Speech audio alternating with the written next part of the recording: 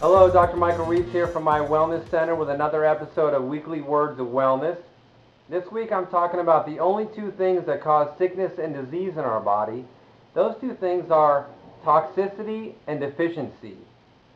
You see, we're either doing something to our body or with our body or putting something into our body that's toxic and we weren't designed to have, or we're not doing something with or to our body or not putting something into our body that we were designed to have in order to be healthy.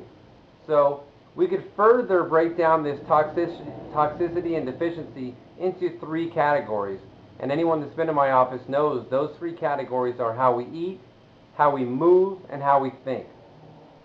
And since I believe it's always easier to work on the deficiencies and start to add things that are beneficial back into our lifestyle instead of trying to worry about the toxic things and how to get rid of those, I'm going to give you some simple tips and strategies that you can implement today to start increasing your wellness. The first one is how we eat. Some of the most common things I see the deficiencies in from patients. Number one, water.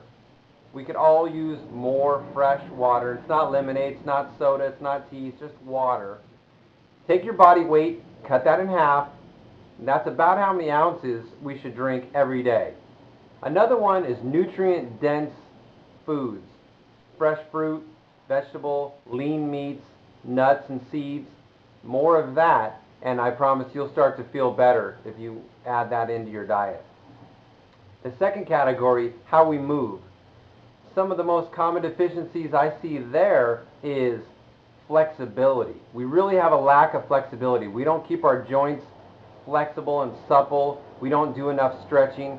The other one is cardio exercise. Even if it's deep breathing, getting the lungs to take full deep breaths and oxygenating that blood and really sending more oxygen to our brain, that is another thing we're very deficient in. So stretching and some deep breathing exercises or cardio.